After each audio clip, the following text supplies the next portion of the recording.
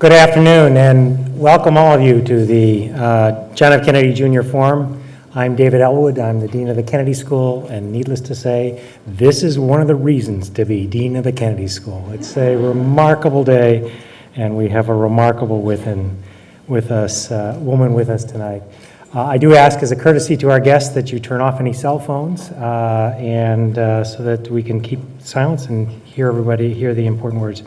Now, our speaker today is a truly remarkable woman. She is being hosted by another remarkable woman who will speak to you in a moment. But my focus is on this remarkable woman who has, and I should also say, by the way, being hosted by the African Caucus, the KSG African Caucus, and the KSG Ecology and Environmental Caucus. She could be hosted by half a dozen other caucuses as well because of the remarkable number of things that she does and the places where she goes. In 1976, as a member of the National Council of Women of Kenya, Dr. Mutai had what appeared to be a simple plan. She wanted to encourage women throughout Kenya to plant trees. And at that time, Kenya's landscape was suffering terribly at the hands of unmoderated industry, and large swaths of the country had been deforested. And fusing her passion for conservation with her interest in empowering women in Kenya, Dr. Mutai mobilized women's groups across the country to plant trees. Now, what's interesting about this story is she actually did start with the simple notion: we're going to plant trees. And indeed, as a result of her remarkable efforts, 30 million trees or something of that sort have been planted, presumably not all by her personally. But this effort to plant trees, remarkable and as admirable as it was, became also an effort about empowerment. It was a story about how one small pebble of an idea becomes a giant movement that moves people, moves women, moves nations to do great deeds and to have greater futures. And for this, we are enormously grateful to have her here because she's promoted everything from environmental consciousness to volunteerism to self-empowerment to community development. In recognition for her accomplishments, she has received an enormous number of awards, the most remarkable of which, of course, is the Nobel Peace Prize, which she received in 2004. She's not only the first African woman to win this prize, she's also the first environmentalist. So congratulations on this remarkable achievement.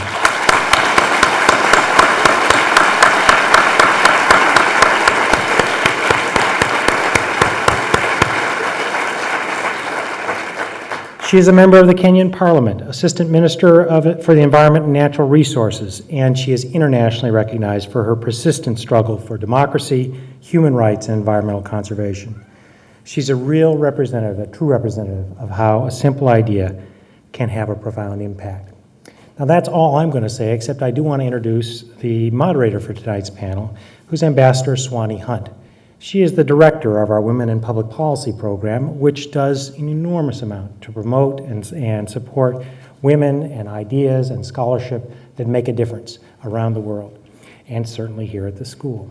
But she's also, as ambassador to Austria, has had remarkable achievements in her own right there and many other times. And interestingly enough, she shares with our speaker tonight a desire to plant trees and advance things. While ambassador and beyond, she did things like bring books to the libraries that had been decimated by the war. Yes, she planted trees in local parks, and she brought instruments to schools in Bosnia. So we have with us tonight someone to introduce this remarkable woman who herself is an empowerer and a planter, Ambassador Swaney Hunt.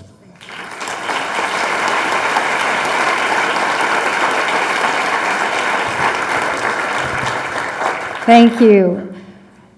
Dr. Mutai, may I call you Wangari in front of this crowd even? Okay. Wangari and I were having breakfast in January in Nairobi. And I was thinking we were going to talk about the Nobel Peace Prize or some other great achievement, and instead she starts saying, plastic! You see these plastic bottles? That's the problem. We've got to get rid of all of these. They're not biodegradable. And it took a while to get on to the other topics, but it was kind of like a scene from The Graduate. Remember plastics? Yes. David, Dean Elwood, when you were talking about her achievements, she sounds like the John Muir, of Kenya, the head of the person who founded the Sierra Club. But it's a very, very different story if you actually start looking at what this spectacular woman went through. She, of course, was there in Kenya during the time of the Kenyan strongman, Daniel Moi, who was their president for 25 years, and he was no friend of environmental issues or democracy or human rights, and that made her really an enemy of the state. And there was this park that I got to see when I was in Nairobi, and he had this plan. Are you going to talk about this? I don't want to use up your speech. He had this plan to build a 62-story skyscraper. And if you all have been to Nairobi, it's already very, very crowded. But Moi wanted to say, this is the tallest building, in Africa, and et cetera.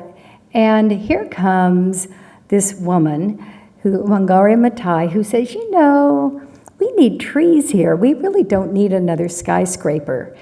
And was he unhappy? And in fact,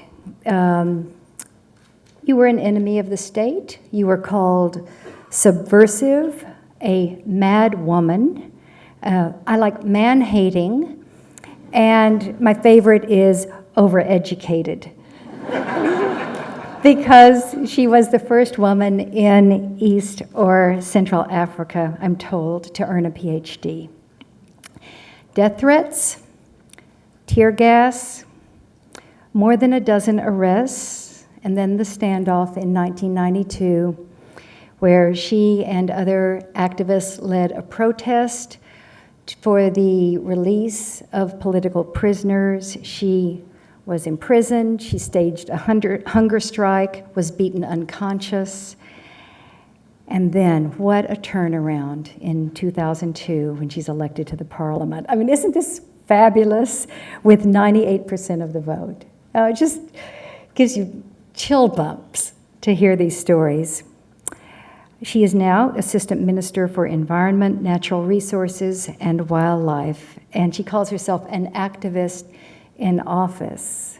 We were just talking in the room before coming out, and I said, why don't you resign from the parliament? I mean, you have so many demands on the global stage. And she said, no, I must stay close to my people. When the Nobel Committee chose Wangari Maathai as their peace laureate, they were saying that we need a new notion of inclusive security, which is more than bombs and bullets. And let me finally say, as my last word, I love how you accepted the Nobel Prize by quoting a poet, a Norwegian poet, who wrote, "The woman is planting a tree in the world on her knees like someone in prayer." And so, take hold now of Harvard's pulpit. Wangari Maathai.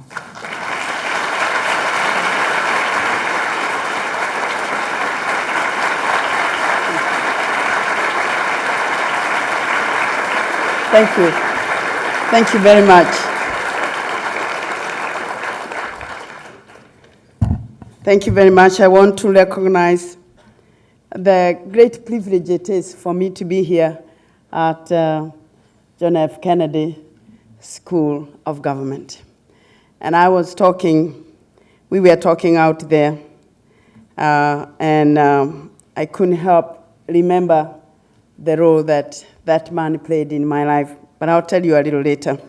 Right now, I want to really pay tribute to Governor Jean Shaheen, who is very kind to join us today.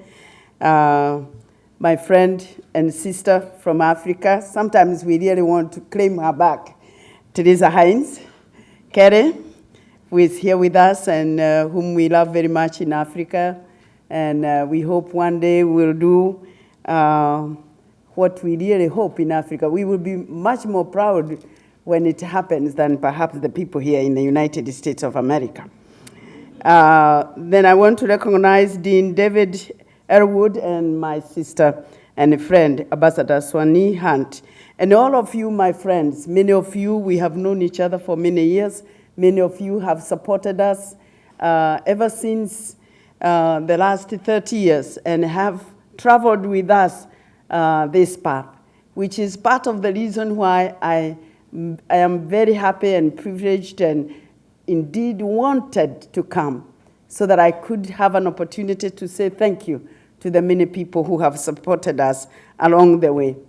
As Ambassador Hunt said, when the Norwegian Nobel Committee made this decision, for all of us who work for the environment, for all of us who work for human rights and good governance issues, for all of us who work for women issues and peace issues, for the very first time, all these issues were brought together.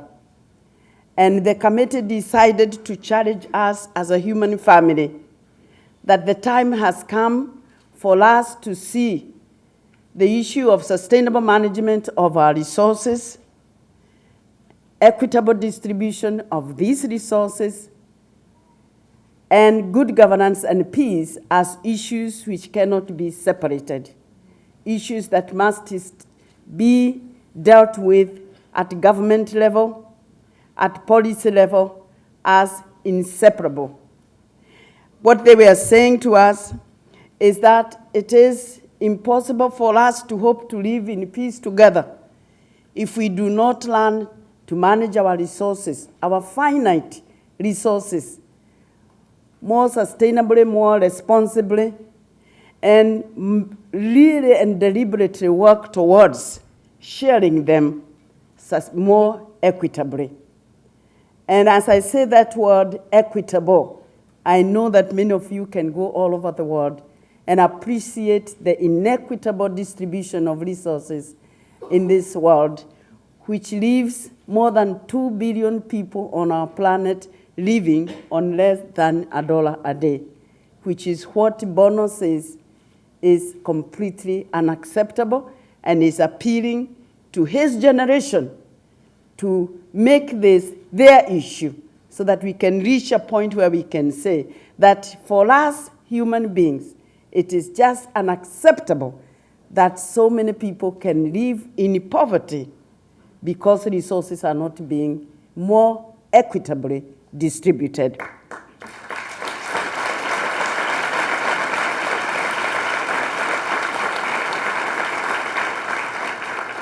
They also wanted to emphasize, and I'm sure this is also partly why the prize came to Africa, that it is very important for us to create the environment in which that is possible.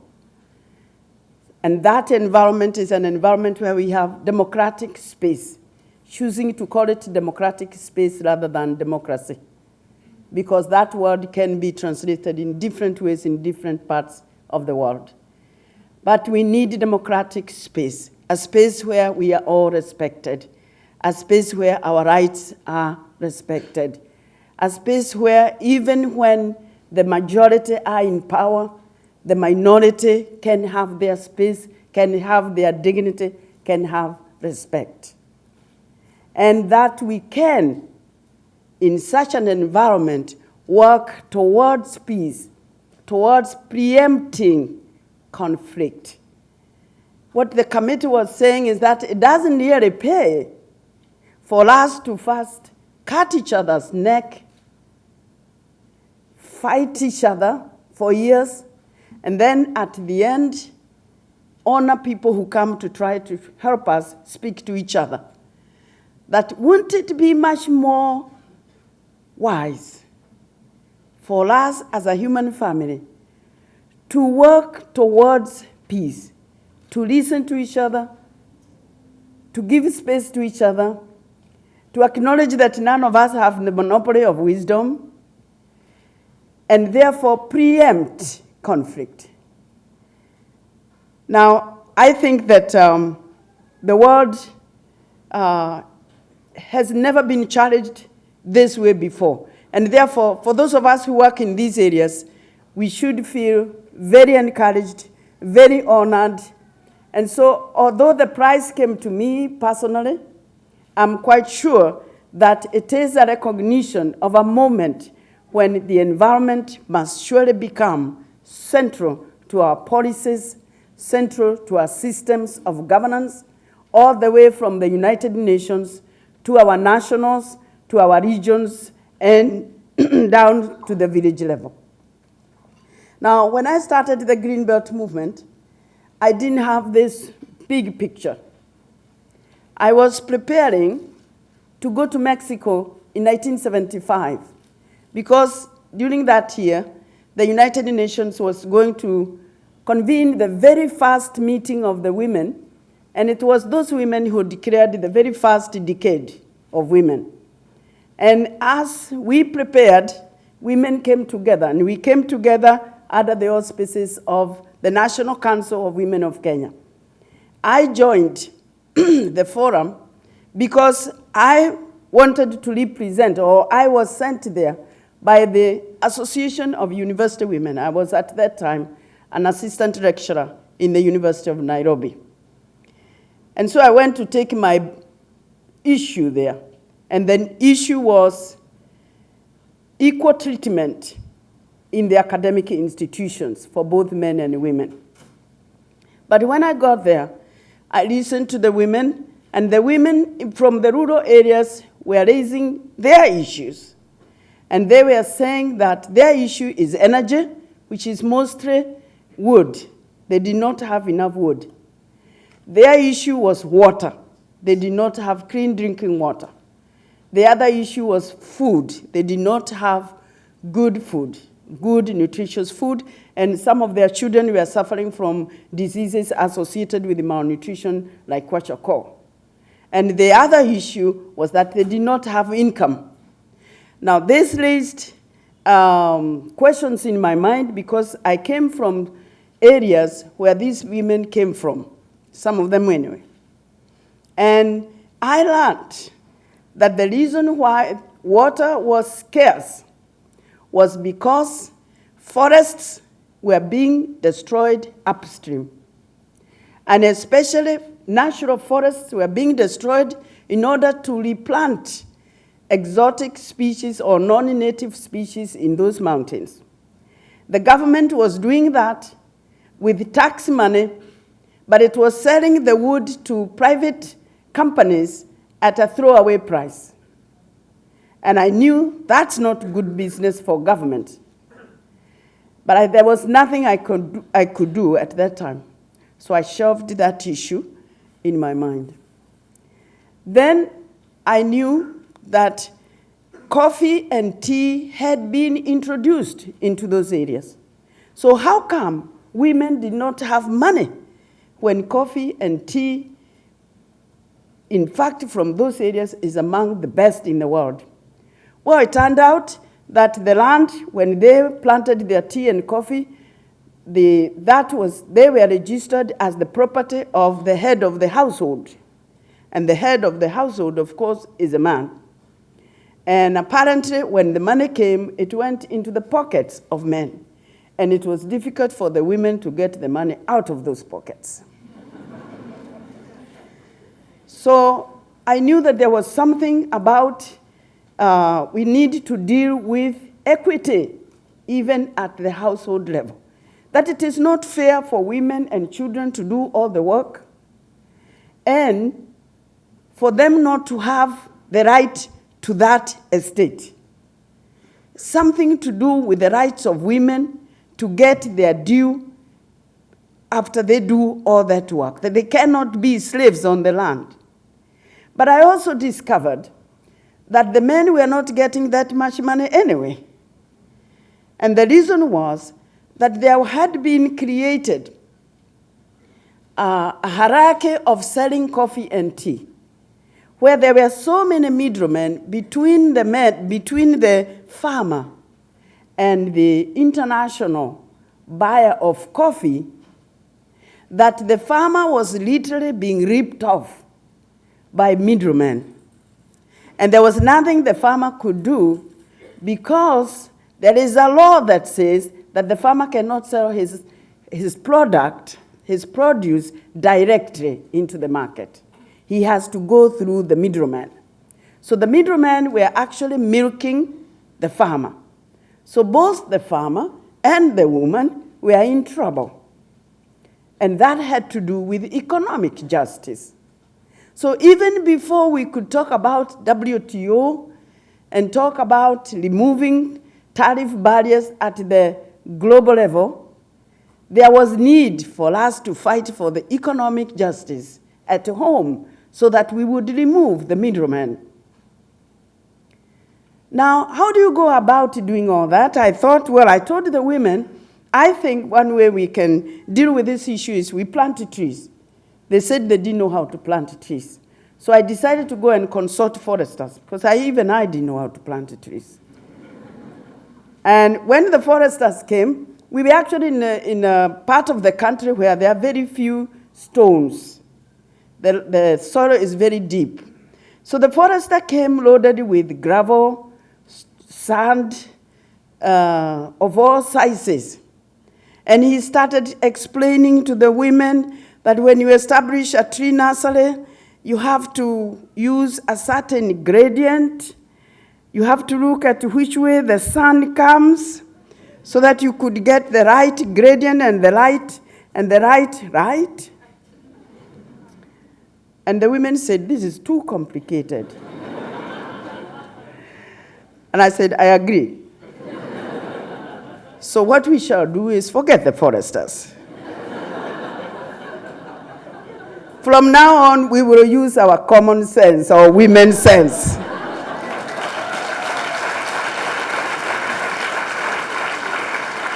So we got into a process where we would teach each other. We said, just deal with tree seeds as you deal with other seeds. Because you are farmers, you plant seeds all the time. Tree seeds are like any other seeds. They grow on trees.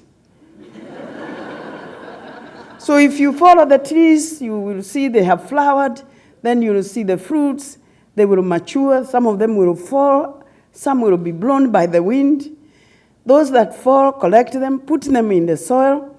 Because you have goats and chickens and everything around, take a broken pot, put it on an elevated ground, stick the seeds there. If they're good enough, they'll germinate. If they are not, they're no good. And that's exactly what the women did. They also eventually recognized some of the seeds that are blown. We all know this in biology, but these women have never done any kind of biology. Many of them are illiterate. So we said when you recognize those that are blown by the wind, learn to separate them from the weeds. And so the women would collect them. They would learn to literally cultivate their fields with a pot, a container with water in front of them, so that when they see a tree seedling, they would remove it and put it in the water. And then that seedling can sit there all day. Nothing happens to it until evening when she goes home, and then she transplants it. Some of these technologies would make a good master's program for some college student. So we went on like that. But as we organized, to move fast, we then encountered another problem. And this is the problem of governance. Because we were told that we cannot meet if we are more than 9. This was a rule that was almost like a thumb rule, which the provincial administration applied. And when I tried to understand why we could not meet if we were more than 9, nobody would explain. But there was a rule that if you meet more than 9, you will be arrested by the chief. And I said, well, that is absolutely ridiculous, because what is so magic about 9? Well, the truth of the matter is, because we wanted to organize households rather than individuals, you can easily, a 9 can easily be a household. So if you say 9, as an administrator, you know that those people will never really get together as households. So you have to, and therefore they will never organize. So we said now, as far as we're concerned, we are planting trees, and we want to plant trees in groups so that we can have a multiplier effect. And we want to teach people, many people, because teaching individuals is cumbersome, it takes more time. So we will meet. We will want to have at least 30 or more people.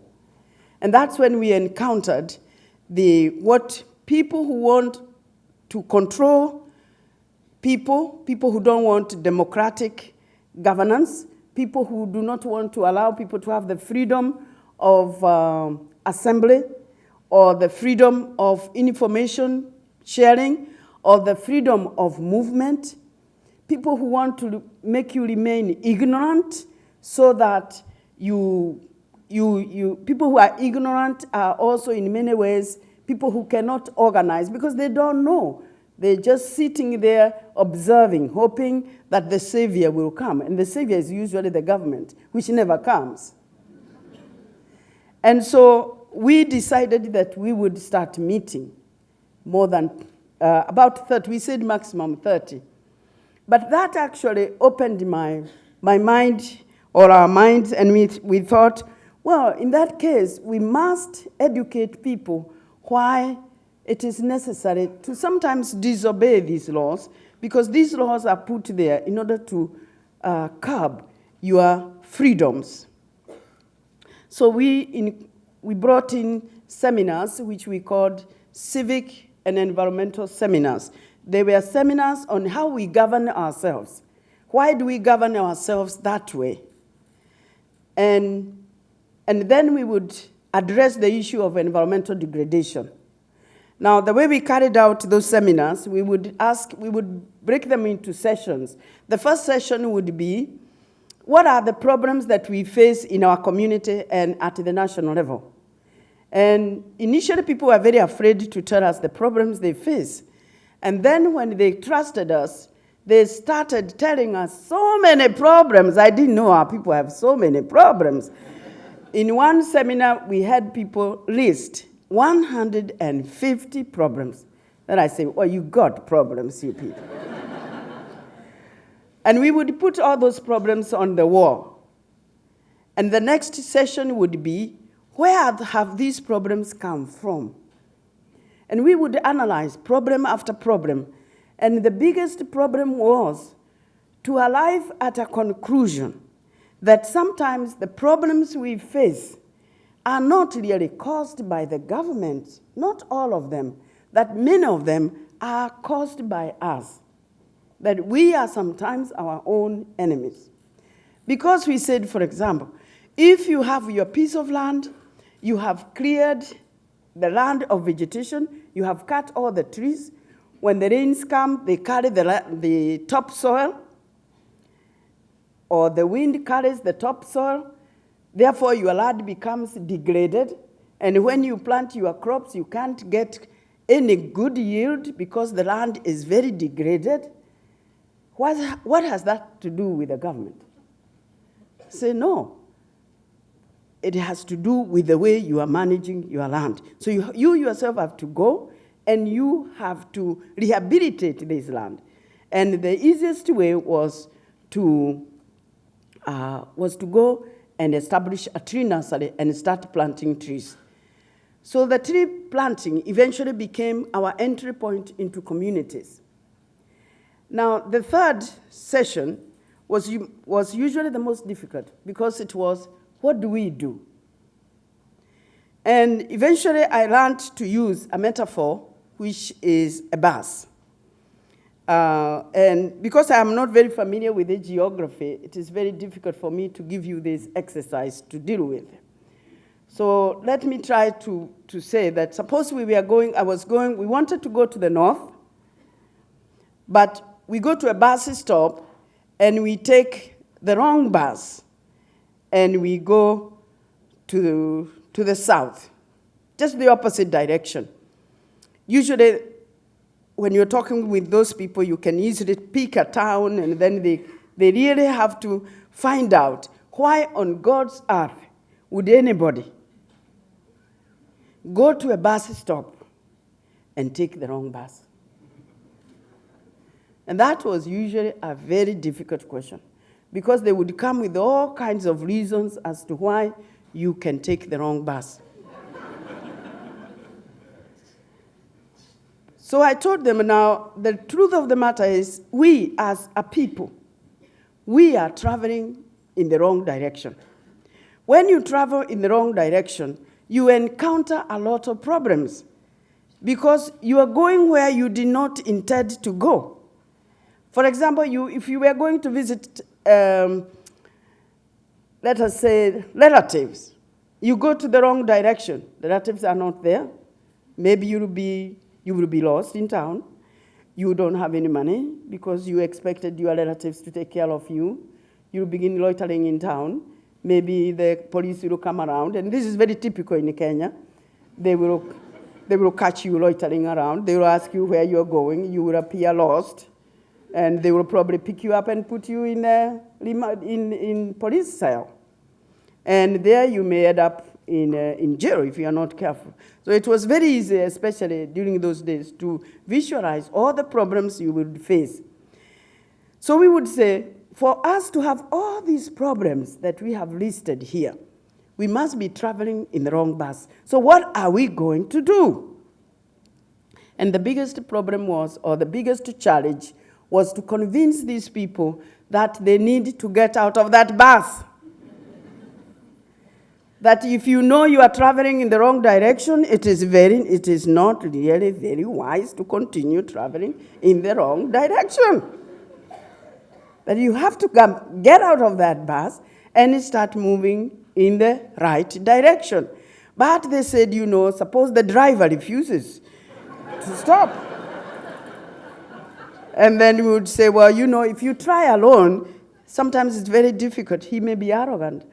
So you need to talk, and you may have to start with the passenger next to you and tell him, you know what, as far as I know, we are not traveling in the right direction. And maybe the other one, you keep talking to each other until you have a critical mass in the bus. And if you have a critical mass in the bus, you can then move forward and tell the driver he has to stop the bus. Now, of course, as we were talking, we knew who our driver is. It was President Moi. And so often we would say, now, we have to do something to tell this bus driver to stop the bus. We want to get out. But we know he's very powerful. He has guns. He has policemen. He has armies. He has cronies. He has friends. What are we going to do?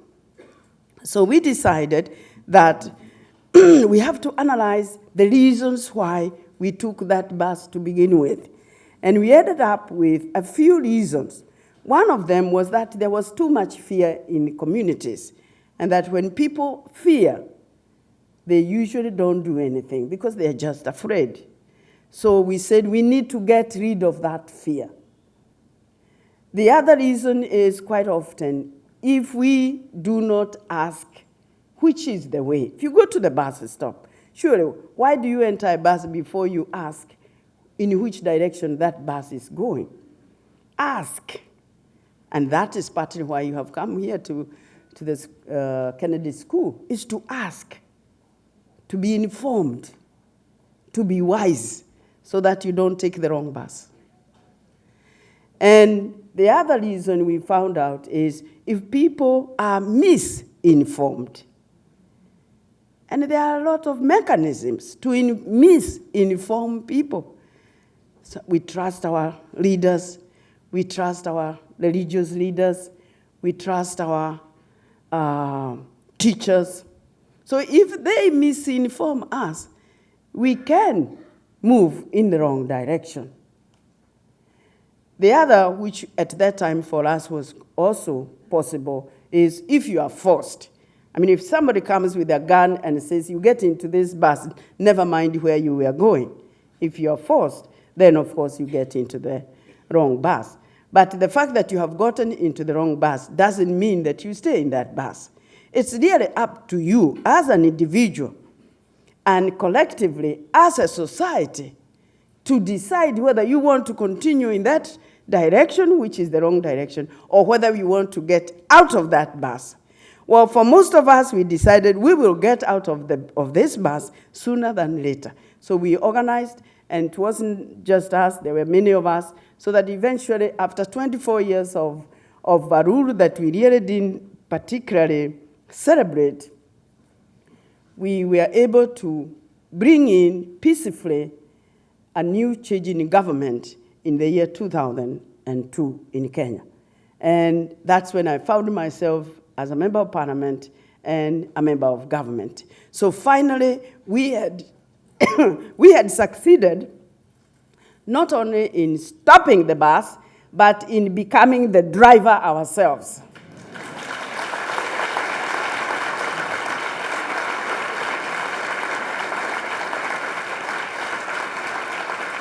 And now the challenge for us, of course, is to make sure that that bus is driven in the right direction. Now I know we have a lot of challenges, and I know many of you who are following know that there are a lot of challenges, but I do want to say that Africa is changing. We have seen a lot of people getting out of that wrong bus in many parts of Africa and in many parts of the world where many people were being driven in the wrong direction.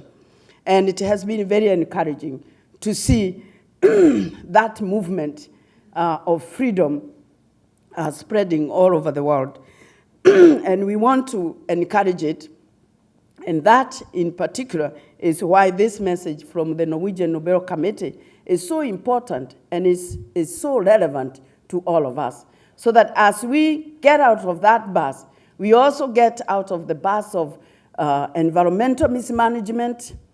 We get rid of the bus of bad governance, and we get rid of the bus of people whose job is to brew conflict and set young people to die for no other reason than they want to keep driving towards their own direction. For me, in the wrong direction.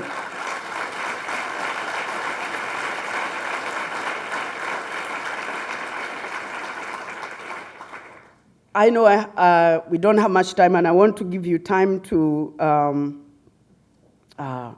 ask me questions. So I want to say that sometimes when we listen to an issue like this and we say, so what can I do as an individual? And I know sometimes it is very difficult. Now for us in Kenya, it's very easy to say, go plant trees. In fact, recently, we were visiting Japan, and as we were talking to the Japanese people, we discovered that traditionally the Japanese people had a word they called a concept which is known as motai nai. And it is a concept that was very much used by the older people, especially after the Second World War. And I was informed that it means, it's a Buddhist term that appeals to people to use resources with respect, to use resources wisely, to not waste resources. So in this part of the world, we know it as reduce, reuse, recycle. And recently, Dr. Klaus Toffer, who is the executive director of UNEP, told me, you know, especially in this part of the world, that is in Africa, it's very important for us to repair. Now, I know in this part of the word repair is unknown. In this part of the world, it is use and throw away. But I think it is possible for us to think of how we can introduce the 3R campaign, and it is, as it is commonly known, reuse, reduce, and recycle. And I know that in this part of the world, you're very good at it. You have been doing that for a very, very long time. And I want to really pay tribute to the American people, because sometimes, because of the Kyoto Protocol, people ask me, what do you think about the president not having signed the Kyoto Protocol? And I say, well, since I don't know what's happening in Washington, let me say this, that I know that individually, collectively, and even in many cities in this country have embraced the spirit of the Kyoto Protocol. And I know that individually, people are doing their own little things to support the spirit of Kyoto Protocol. What governments do is very important, of course, and especially what America does is very important, because America, whether we like it or not, this is the leader of the world. And so it's very important that when the people look at you, look at America, they don't say, are you sure Americans are traveling in the right direction? Because for most of us, what you do, we follow. We think that you know where you're going.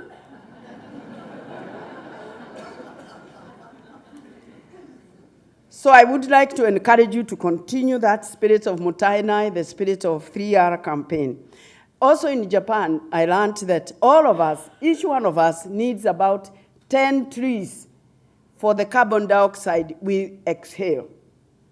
So now here in New England, it is very difficult to tell people go plant trees because I don't know where you would plant. Because everywhere I turn, there is a tree.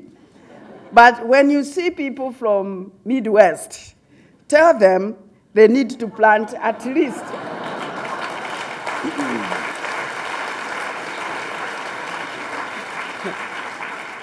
10 trees to take care of the carbon dioxide we exhale.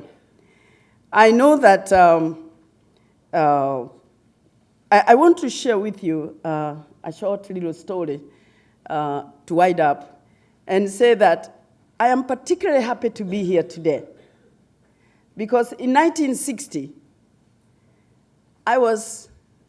towards the end of 1960, I was very busy writing my examination, and I was looking forward to go to the university, but I knew I would go to Makerere University, which was in Uganda, the only university we had at that time in East Africa. And when I had finished my examination, and I had passed very well, I found myself being asked by the headmistress, how would you like to go to America? I had no idea what to say. First of all, I didn't have the money. Second of all, America, I only knew America in geography class. And the only thing I knew about America is that there is a big river called Mississippi. What had happened is that this man called John F. Kennedy, in the late 60s, I guess, joined up with some of the politicians in our country and some of the politicians around him in this country. And as you will remember, in the 60s, many of the African nations were coming out of colonial power and were becoming independent nations. And at that time, Kennedy, in his wisdom and his vision, thought that one way in which he can help the emerging African nations is to bring African young persons to the United States to study. So that's why the nun was asking me, would you like to go to America? So when I finally said yes, I found myself, to cut it very short, on my way to the United States. And I landed in New York, got on a Greyhound bus, and found myself in Kansas, Atchison, Kansas, where I got this pleasant accent.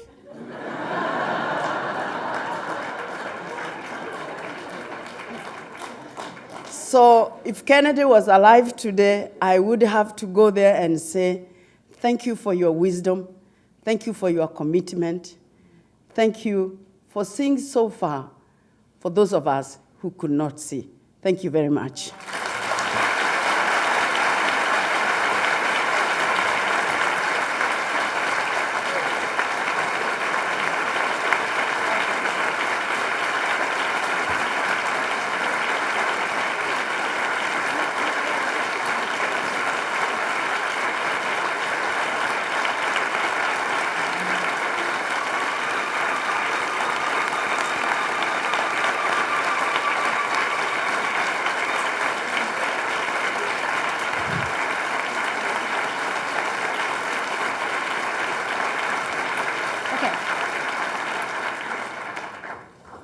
We're not finished. All right, Mike, Mike, Mike, Mike. And I don't mean all men, I mean microphones, okay? Women, you all get to the mics, quick. Okay, good for you.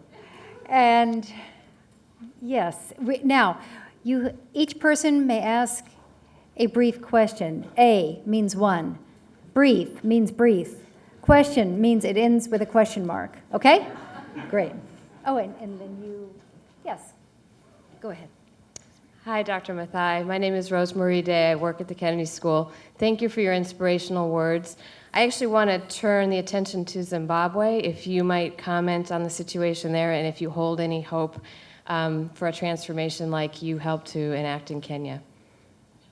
Okay. Would you like? Sure. We're going to do 2 or 3, okay? Yes. Hi, my name is Elizabeth Radin, and I'm a second-year public policy student here at the Kennedy School.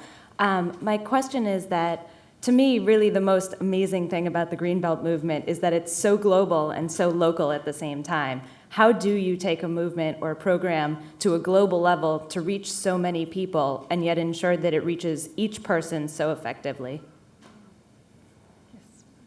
Me? My name is Leah. I'm a junior at the college, and I'm also the political action representative for the African Students Association. And I was really impressed with your speech and how you talked about being a leader to so many people. And I was wondering if you could talk a little bit more about how you became a leader and if you have any advice for young people in this room about how to go about being leaders ourselves. Thank you very much. Now, Rosemary, we have tried very hard to reach out to other African countries. And in fact, we have in the Greenbelt movement a Pan-African Green Network, which is an effort to reach other African countries who would also like to participate in mobilizing their people and encouraging their people to take action for the environment, for governance. And sometimes we have been successful, sometimes we have not been so successful, partly because to be able to do this, you really need to be committed. And you need to realize that it's a long-term commitment. It is not something that is going to happen overnight. We have been at it for 30 years. So sometimes people want things to happen overnight, so they are not able to persist. I want to share with you 3 words that I learned in those 30 years. I guess 1 word every 10 years. Is that you have to be very determined if you're really going to succeed, even to be a leader. If you see your vision, if you recognize what you want to do, you remain determined. You recognize that it doesn't happen overnight, so you remain patient. And you recognize that even if the tree you planted yesterday dies, you plant another one. Therefore, you remain persistent. Those 3 words, to me, are very encouraging. And that's what we need for people who want to establish such activities in their own countries. We have actually brought to Kenya people from over 52 countries, or 52 organizations, and some 20 countries. But very few of them have gone and remained determined and patient. But it is also a fact that we did not have money. Sometimes it's very difficult for a grassroots organization such as this, and a grassroots organization that was being fought by the government, to appeal to big money. Quite often, the government would discourage donors to support us. And so we didn't have enough money. And that is partly why we have now established a Greenbelt Movement International. We want to reach out to these individuals, organizations in other countries that are interested in sharing this experience. And I think now we can succeed, because now that we have gotten the Nobel Peace Prize, I guess the governments will have to support us.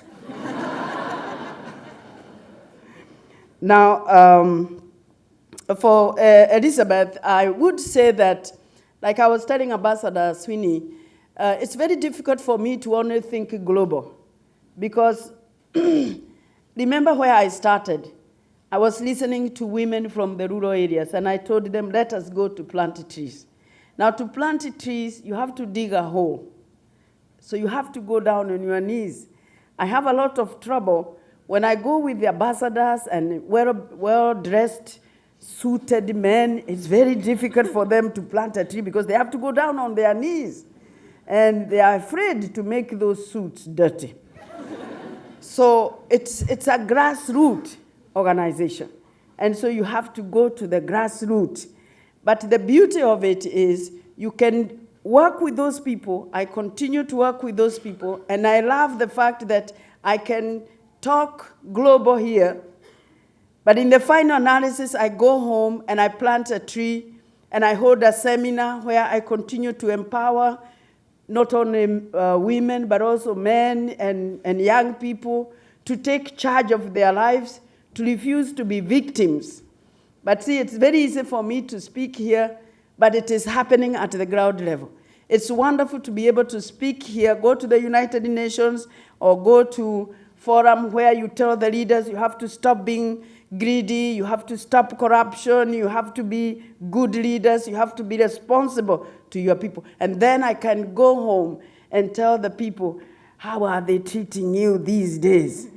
And if they are treating them badly, for me to be able to say, well, I know they are not doing a good job because I was at the grassroots and people are still being oppressed and so on and so forth. I can speak about, for example, I have just been to the Clinton Global Initiative. And the initiative was especially speaking about how to eliminate poverty. And I know some of those people talking have never seen poverty. And so it's very important for me to be able to tell them, I know parameters of poverty.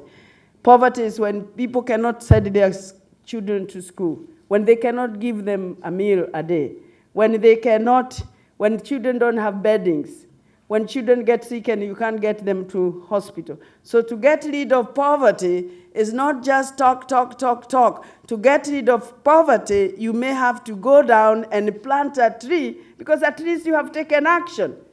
But I must give President Clinton commendation, because he was very insistent at that forum that people just don't talk, but they commit themselves.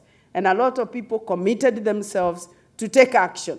In fact, at the end, he announced that people had committed to action to the tune of $1.5 billion.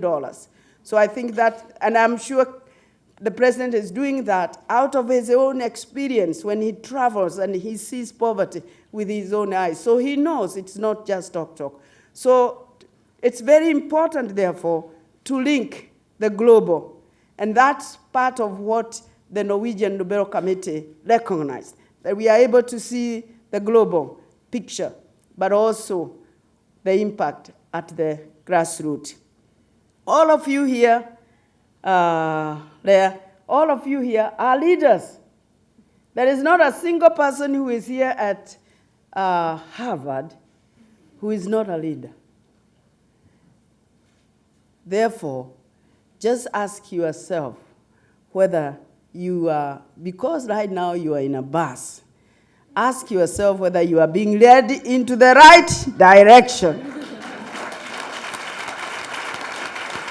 Because it's very important for you not to just be led. Right now you're being molded by your teachers, by your professors, by each other. And the 4 years you spend here, or the 6 or 8 years you spend here, will be the best years of your life, and they will have molded you. But in the final analysis, you, at a personal level, are the driver. And it's very important that you ensure that at least you are moving in the right direction, even before you tell others to get on your bus. Okay, let me stay up here, and let's take one at a time for a bit, okay? Okay. Yes, please. Good evening, Dr. Mathai. It's a pleasure to have you here at our school. My name is Ijama. I'm a Nigerian Ugandan here at the Kennedy School. My parents actually met at Makerere University. My question to you is, what advice would you have for us as women, especially African women, to challenge our African men who occupy most of the leadership positions to use our environmental resources more responsibly? And what can we do to ensure that in the future we can, as women, can occupy more of these positions in Africa? Thank you very much, Joma.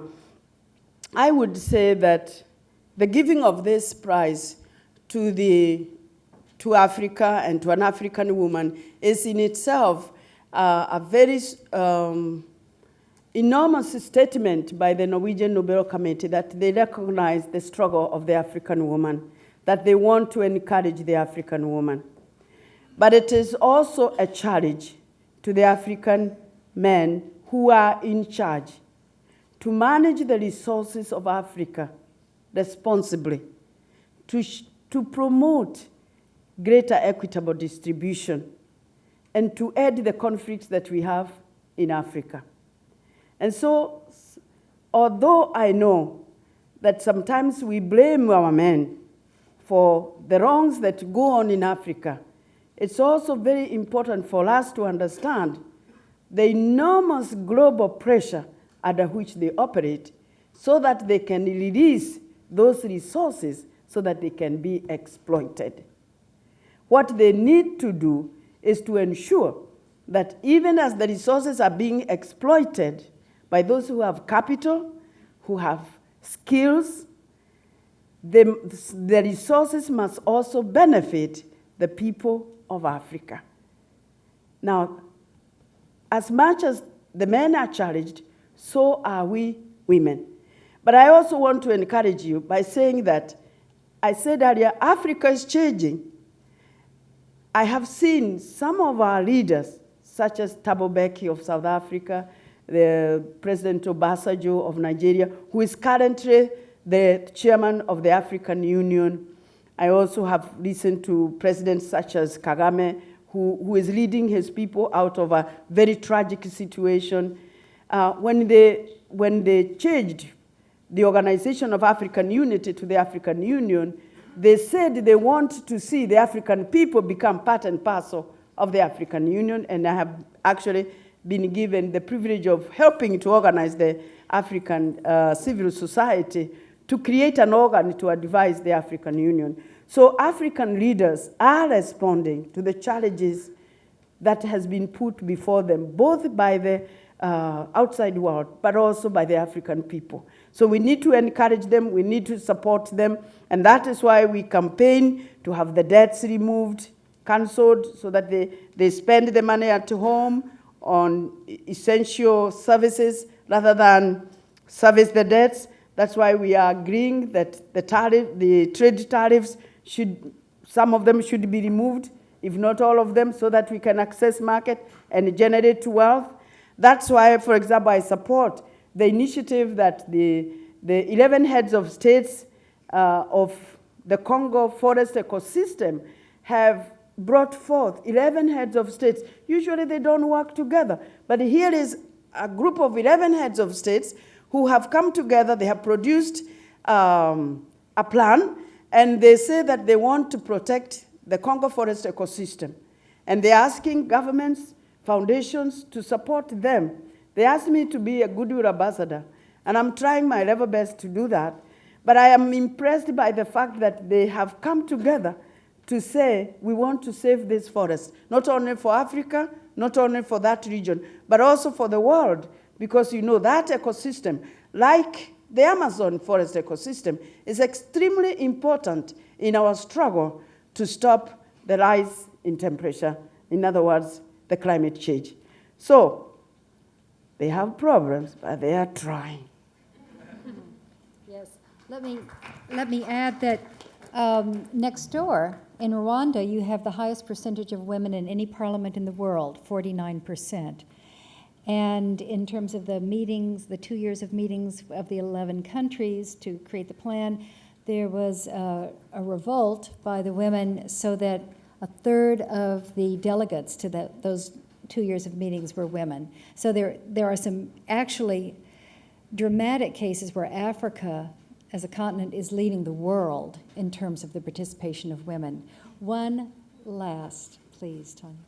Hi, my name is Tonya Cropper. I'm a doctoral student here at the Kennedy School. And my question is, in the United States, with the environmental movement is mostly headed by, or spearheaded by, majority white Americans. I think Black Americans feel that they have a lot of other issues, like bare necessity issues, that this is not one of their causes, and I'm sure in Africa you must have faced that issue. I mean, you made the connection from planting a tree to economic prosperity. What advice would you give for impoverished Americans here, whether Black or white in America, that the environmental issue is a worthy cause? And how did you overcome the issues you probably faced the same sentiments in Africa? I would say that for a long time, many of us have been thinking that the environment is a luxury subject, that it is something that is done by people who have everything, and therefore they have the luxury of thinking about the environment. But when you really understand the issue of environment, when you understand the fact that, and I want to say this in a light touch, the fact that, well, let me say it. I was going to not say it, but let me say it, although I was going to say that, when God was creating the world according to the books that we read, the Bible, and I'm sure it's also in the Quran, the environment was created for the first 5 days. If you read that book again, you will see the seeds, the trees, the bushes, the waters, the air, the moon. Everything was created. And then on the 6th day, as if God had a second thought, he created us. Now, the moral of the story is, we are probably not the most important species on the planet.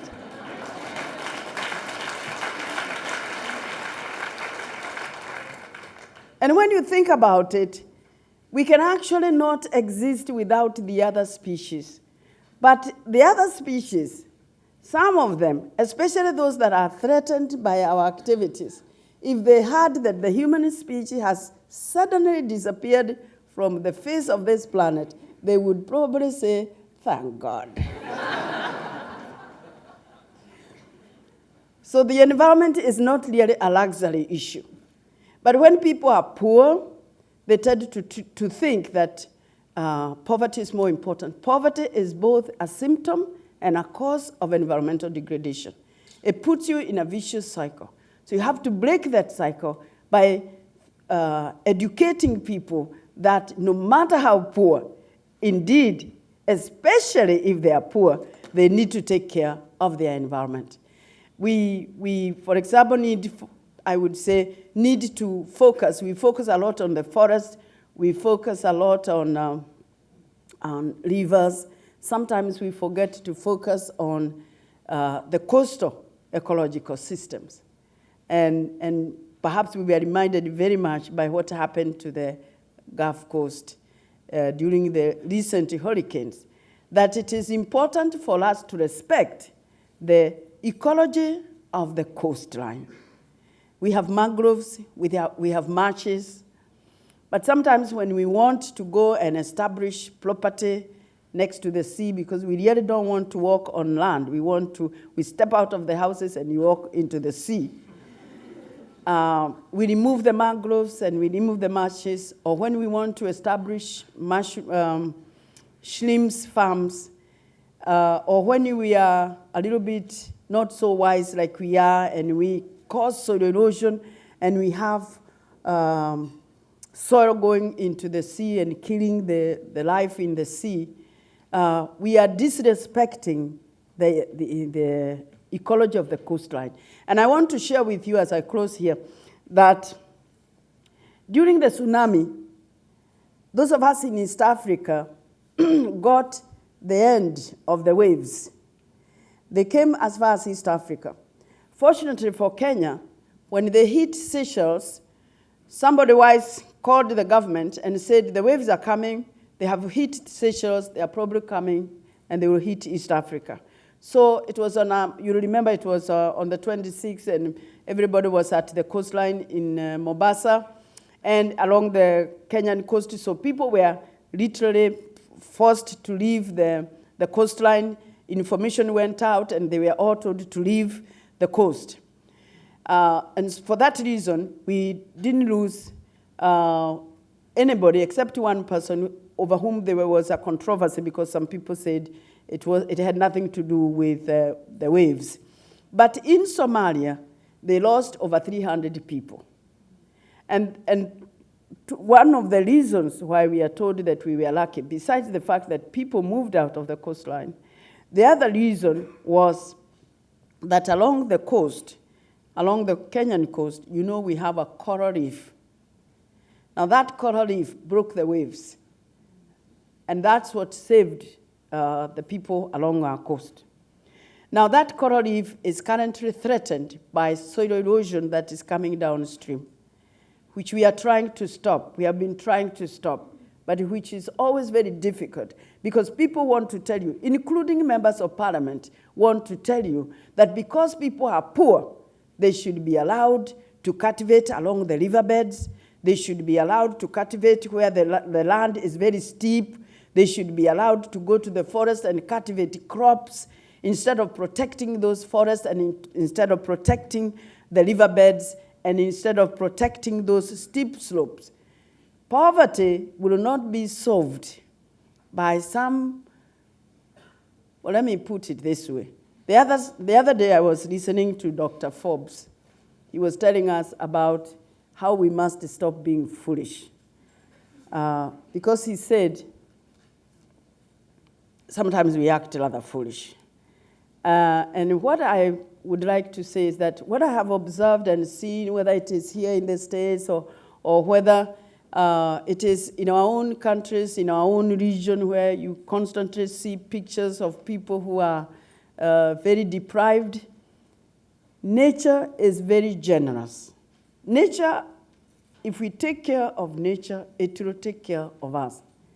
If we do not take care of nature, if we destroy nature, her forces are sometimes so furious, they have no time for our foolishness.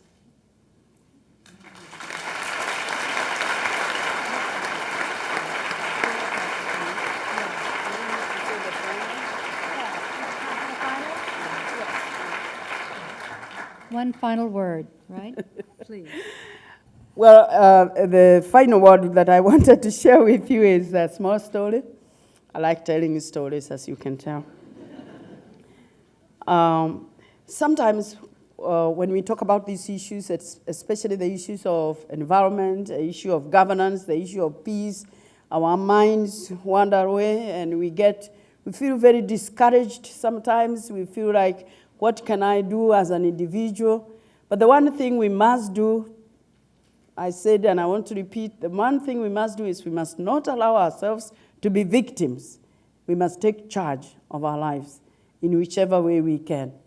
And one of the stories that I want to tell you is a story that I actually had in Japan. When I went to Japan, I learned a lot. And one of the things I learned was this little story which was told by a Professor Suji. We were in a seminar like this, and he told this story. It's the story of a hummingbird. It's the story of a fire breaking out in the forest, a huge fire, and all the animals coming out and standing by the edge of the forest and feeling extremely overwhelmed, frustrated, don't know what to do, except this hummingbird. It decided that it's going to put out the fire. So it runs or it flies, both. To the nearest stream, it takes one little drop of water and comes back and puts the drop on the fire, runs back, gets another drop, puts on the fire, keeps running up and down. In the meantime, the animals are watching the hummingbird and they are saying, what are you trying to do? What are you trying to prove? There is nothing you can do. This fire is too overwhelming. You might as well come and join us. And the hummingbird wouldn't stop doing its own thing. It remained committed, patient, persistent. And at one point, it turned to them and said, without stopping its work, I'm doing the best I can. And that, my friends, is all we can be called to do, the best we can. Thank you very much.